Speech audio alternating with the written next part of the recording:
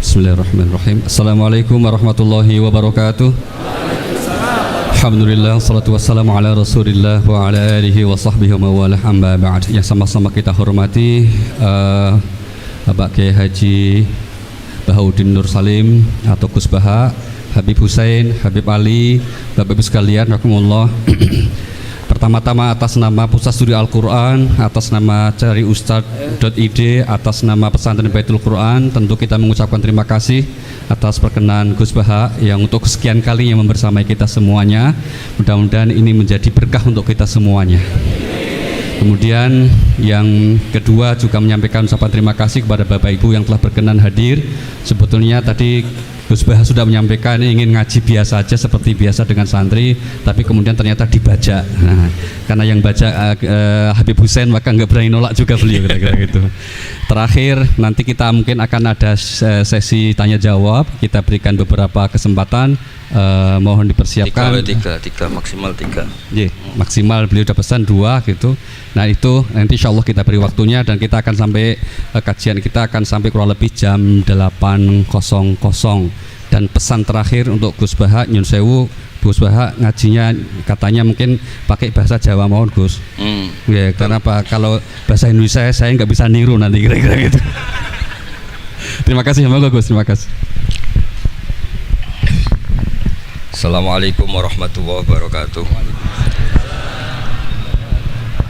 Rabbi shrah li sadri wa yassir li amri wahlul 'uqdatam min lisani yafqahu qawli. Allahumma shalli wa sallim barik ala sayyidina Maulana Muhammadin wa ala alihi wa sahbihi ajmain, amma ba'du. Ingkang sangat kula hormati Habib Ali Asgaf, Habib Hussein Asgaf, semua keluarga, wonten Mas Fikri, Mbak Nazila, semua ingkang kula hormati, Mas Nurdin sedanten ingkang kula hormati. Niki ngaos ilmu dulu apa ngaji ijazah dulu ini? Sakar sudah. Ini kok malah aneh. Mboten usah ribet. Mboten cek 1 2. Pakai ini aja, tidak usah ini aja.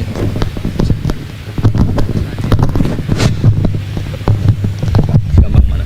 Ini jelas. Nah.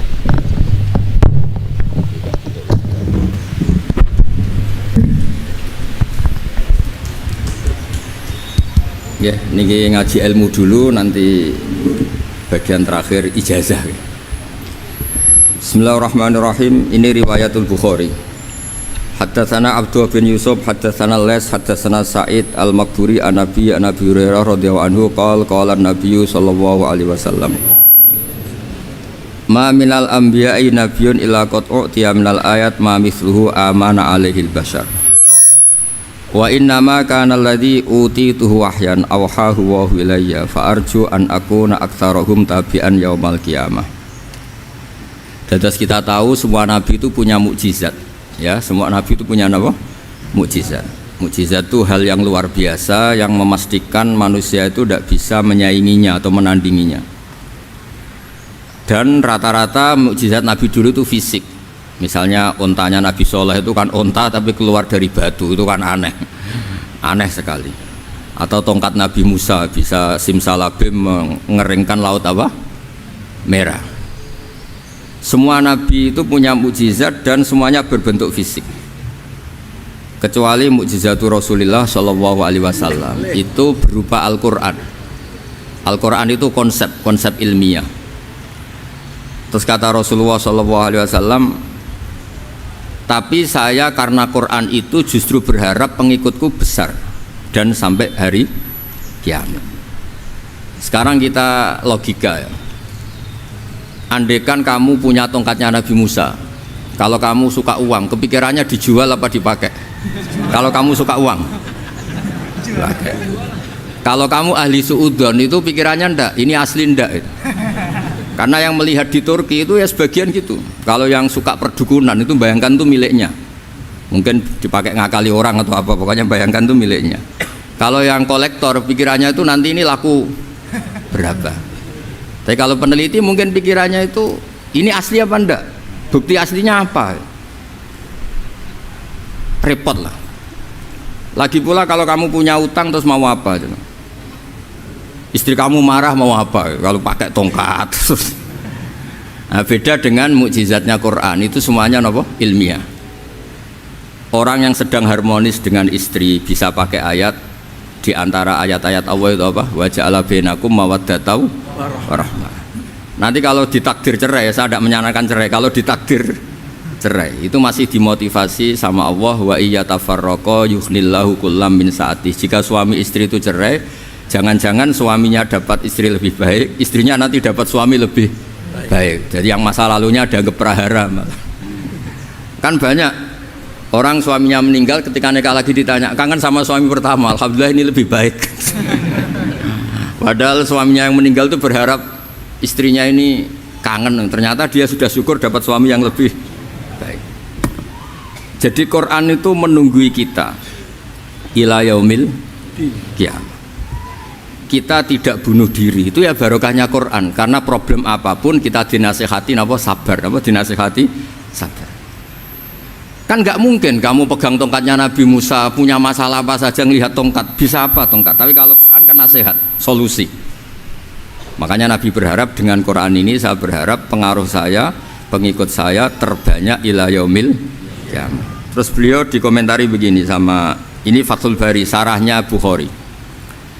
Al-muradu anna mu'jizatil anbiya inqaradat binqiradi a'sorihim falam yusyahidha illa man hadaraha.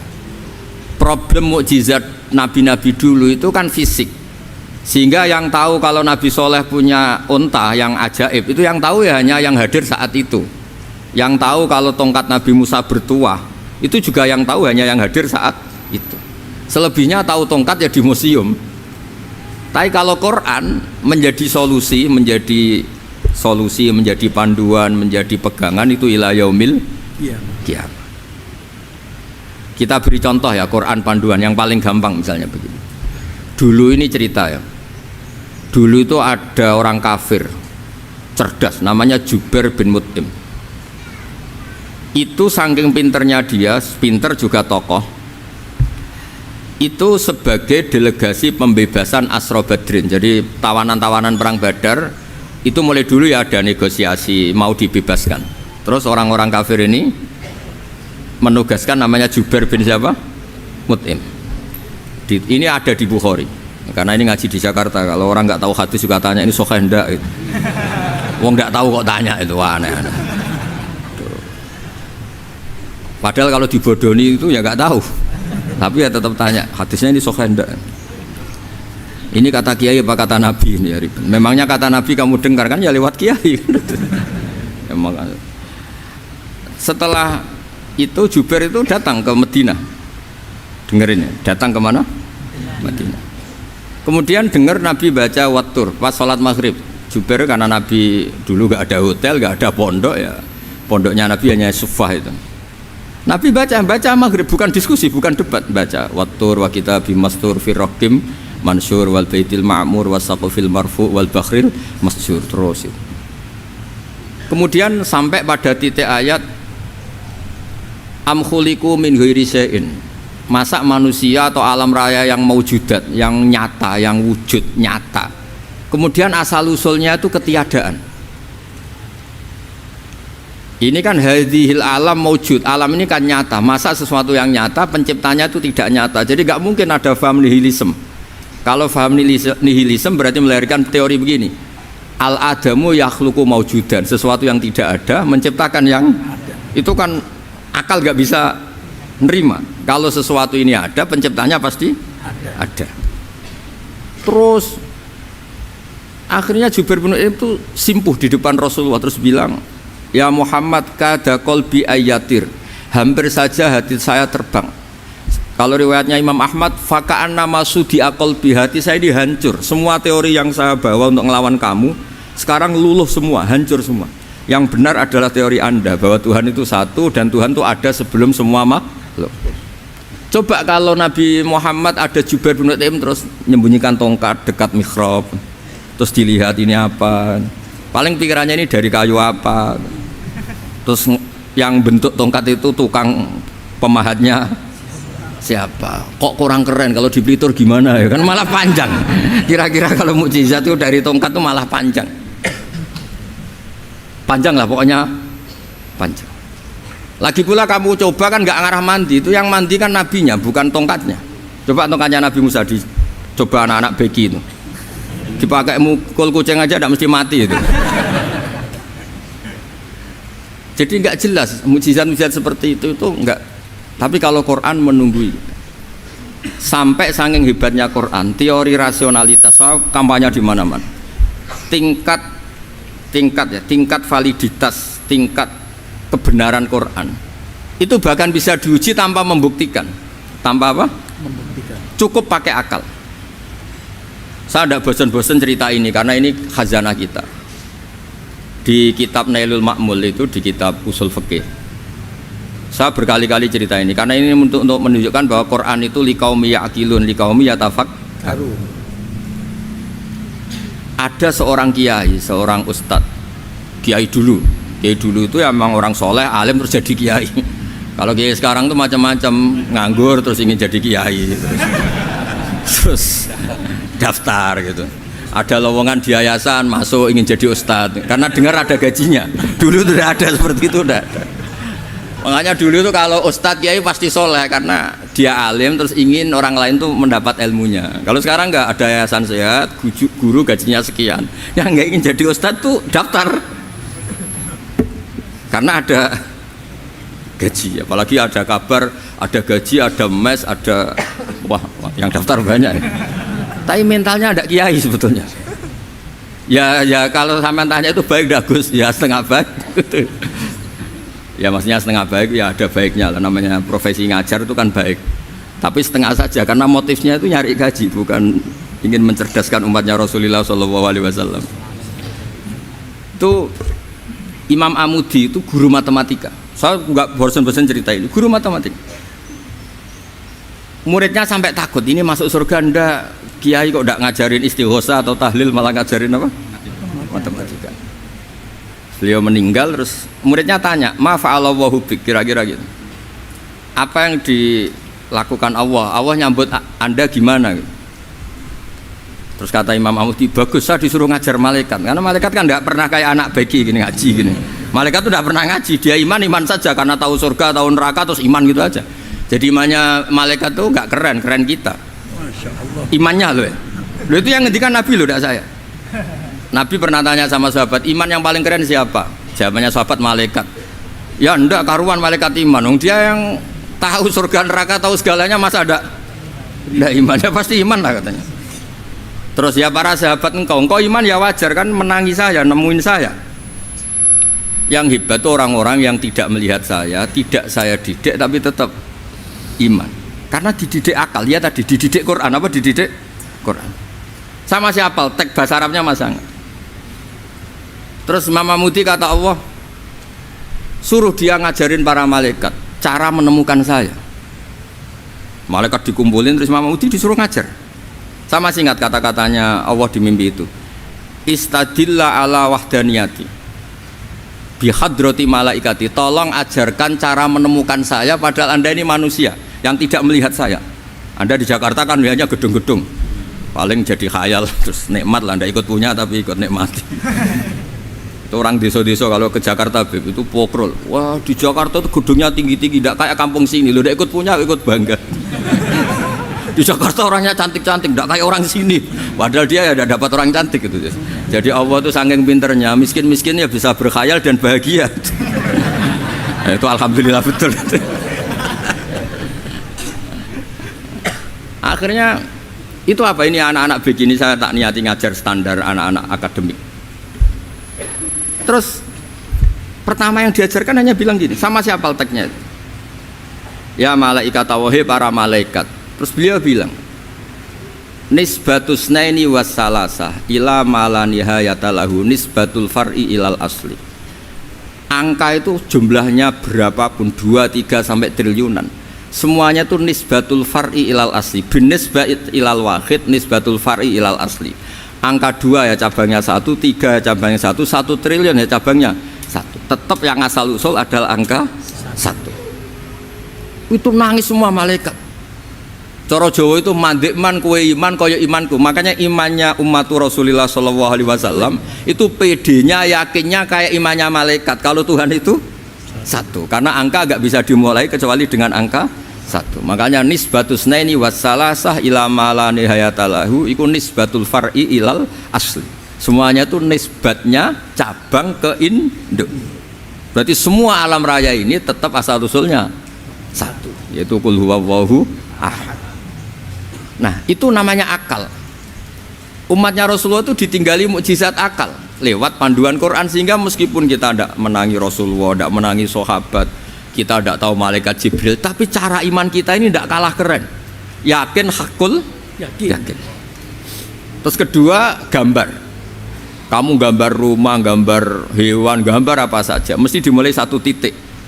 Entah gambar kamu bagus, entah jelek, tetap dimulai satu titik. Nah, titik ini namanya nuqtatul wujud. Semua alam raya dimulai dari satu titik, yaitu nuqtatil wujud. Makanya Quran dimulai bismillah, dan bismillah itu dipilih sama Allah pakai pertama ba itu ada titik. Itu kata semua ulama.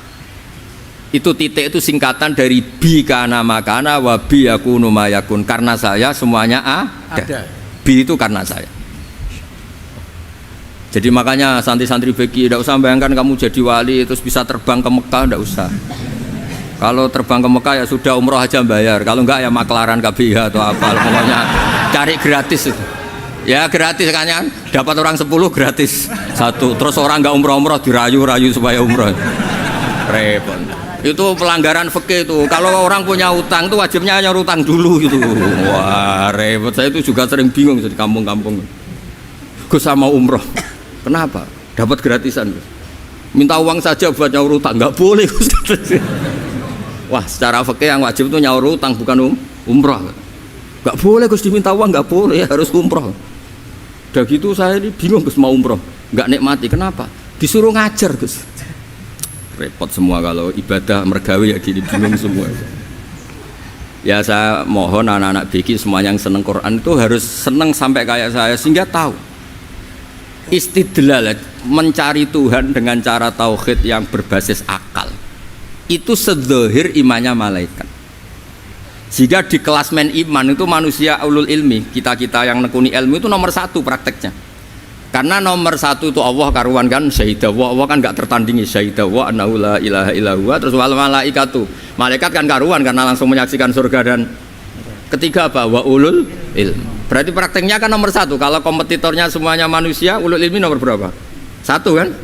Nah nomor tiga kan dari Allah, malaikat, ulul ilm. Berarti kalau kompetisinya antar manusia nomor berapa? Satu kan? Nah kenapa ulul ilmi di nomor tiga kan, tapi dari Allah, malaikat, ulul. Kerennya kayak apa? Karena cara iman ulul ilmi itu nggak ada ragunya sama sekali. Kamu ragu nggak kalau dua itu cabang dari satu, asal usulnya satu? Nggak pernah kan, ragu kan? Semua gambar seruat apapun dimulai dari satu titik, ragu nggak? Nggak kan? Nah imannya umatnya Nabi karena dipandu oleh Quran itu seyakin itu, sehakul yakin itu. Nah itu terus Jubair bin Mut'im jadi iman. Am khuliqu min ghairi syai'in am humul khaliq. Terus kata Allah lagi, kalau kamu tidak percaya saya yang bikin langit bumi ya gampang dong, kamu saja yang ngomong kalau kamu yang bikin. Paling orang sepakat kamu stres. Terus hanya ayat gitu, am khalaqus samawati wal ard. Kalau kamu tidak yakin Allah yang bikin ya silakan Anda klaim saja kalau kamu yang bikin langit bumi. Bala yuqinun. Kamu juga gak mau kan dibilang stres. Nah ini terus saya teruskan ya. Makanya mukjizat terbesarnya Nabi adalah Al-Quran. Karena Al-Quran itu cerita tentang hukum-hukum akal, cerita tentang logika-logika peradaban. Misalnya logika peradaban, contoh paling gampang. Di Quran itu ada sekian ayat yang Allah cerita peradaban. Misalnya wa ahsinu innallaha yuhibbul muhsinin. Itu dikutip terus kemudian disimpulkan dalam peradaban. Kata Sayyidina Ali karramallahu wajhah, ngendikannya gampang. Ahsin man syi'ta takun amirah. Kamu berbuat baik saja sama seseorang, maka otomatis kamu akan jadi pemimpinnya. Ada orang nggak tamat SD, nggak tamat papa, gobloknya minta ampun. Tapi karena gaji seorang pakar, oh kamu tak gaji 1 bulan 1 miliar, perusahaan saya jadikan besar. Itu dikongkan ngalor ngidul ya nurut. Hanya karena dia ihsan. Terus wastaghni amman syi'ta takun nadhira. Ya, saya ulang lagi. Wastaghni amman syi'ta takun nadhira. Dan kamu jangan butuh orang lain, siapapun dia, maka kamu akan setara. Misalnya ada menteri orang antri mau salim, tapi kamu tidak butuh, kan tenang saja. Tapi kalau kamu butuh, habis kamu.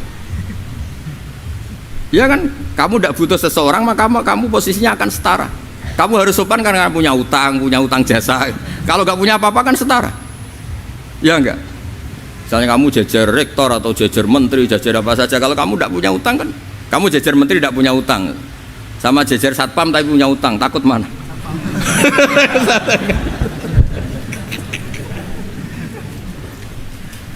Kalau butuh itu mesti kalah kan? Ada pejabat misalnya nggak begitu cantik sama perempuan cantik yang kamu butuh ingin dicintai, takut mak. Padahal nggak jelas orang ini pangkatnya apa, nggak jelas. Jadi dalam hukum sosial itu kata Sidin Ali, wastaghni aman syi'ta takun nadhira. Kamu jangan butuh seseorang maka kamu akan setara. Terus yang terakhir, wahtas ilaman syi'ta takun asiro. Asiro pakai sin. Dan silahkan butuh seseorang maka kamu akan jadi budak dia. Ya coba misalnya Anda seorang profesor, seorang alim, seorang getop, misalnya mencintai janda di ujung kampung sana, jalan kaki 2 kilo, padahal itu gak tamat SD, tapi gara-gara seneng, kacau kan, logika kepangkatan hilang semua kan. Jadi itu hukum peradaban, itu mewakili isi-isi sosial yang diterangkan Quran. Ya, jadi paketnya 3 tadi ya. Ahsin man syi'ta takun amirah. Kamu berbuat baik sama seseorang maka kamu bisa memimpin. Wastaghni amman syi'ta takun nadhira. Kamu jangan butuh seseorang maka kamu akan setara. Mbok kamu ketemu orang terkaya di dunia, yo ketemu orang terkaya di dunia, kamu jejer, kamu tidak butuh dia, tenang kan, bisa setara kan. Tapi kalau butuh harus sopan, ngajukan proposal, harus berakhlak karimah. Makanya sekarang Anda kok berakhlak kenapa? Ternyata mau nyalek. Biasanya ndak berakhlak kok berakhlak. Ada apa ini? Makanya guyonan di Rembang itu Beb Husen itu. Kalau ada orang mendadak sopan sama temannya curiga, kok tumben sopan, mau utang ya?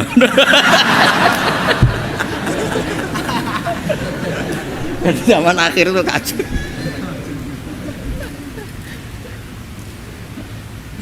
Ya di semua daerah gitu ya sama Pak Rektor ya. Kalau ada teman biasanya nggak sopan kok sopan, itu temannya curiga. Ini Pak Rektor UI ikut kaji. Kok tumben sopan, ada apa ya? Karena di mana-mana orang butuh itu pasti beretika.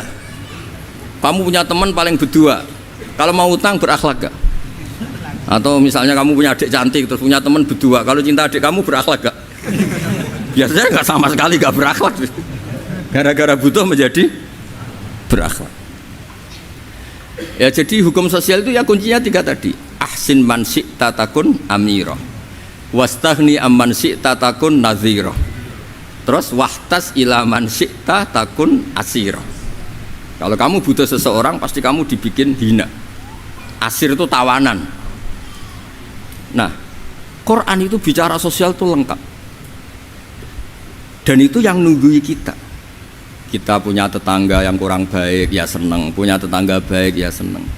Kata Imam Syafi'i, saya berkali-kali cerita, kok seneng semua Imam Syafi'i? Ya bagus lah, kalau yang seneng saya enak lah, dijak jagongan, dijak ngopi enak. Yang nggak seneng saya, gak ngarah utang. Uang itu nak, kamu punya tetangga gak seneng kamu, aman kan? Aman. Gak akan pinjem uang kan, pinjem mobil, uang gak seneng kok. Makanya Imam Syafi'i itu kalau ngedikan luar Syafi'i, diceritain orang, ya Aba Abdillah bagiannya, ya Aba Abdillah orang itu gak seneng kau, bagus lah. Loh kenapa bagus? Waman asa'a ilaika faqad atlaqaka. Orang yang gak seneng kamu maka membebaskan kamu. Gak akan pinjam uang, pinjam mobil, gak akan ganggu waktu kamu, kan gak seneng. Justru yang seneng-senengi masalah pinjam terus. Imam Syafi'i itu orang yang anggap dunia itu selesai. Ada yang cerita, ya Aba Abdillah, orang yang tadi cium tangan engkau, yang hormat engkau, di luar maki-maki engkau, ngerasain engkau, ngata-ngatain engkau. Ya bagus lah. Kok bagus gimana? Berarti saya wibawa, depan saya tidak berani. Berarti saya wibawa, di depan saya tidak berani. Oleh itu makomnya sudah kulillah sumadarhum fi khawdihim yal'abun, sudah dunia itu selesai, sudah agak penting semua. Nah, itu kalau kamu anak-anak bagi ahli Quran sudah ayatnya kulillah sumadarhum fi khawdihim yal'abun, sudah lihat Allah saja agak penting, makhluk-makhluk itu agak penting. Udah makhluk semua agak penting, sepenting Allah. Nah kita ini ditunggoni mukjizat seperti itu. Bayangkan misalnya kita ditunggoni tongkatnya Nabi Musa. Saya ngajar di sini terus ini tongkat. Terus nanti yang tanya, Gus itu kayu apa Gus? Nanti yang kolektor tanya itu harganya berapa Gus? Ruwet apa? Terus yang ahli seudon itu asli gak Gus? Wah. Yang ahli seudon kan mesti tanyanya gitu, itu asli enggak Gus? Repot pokoknya. Tapi kalau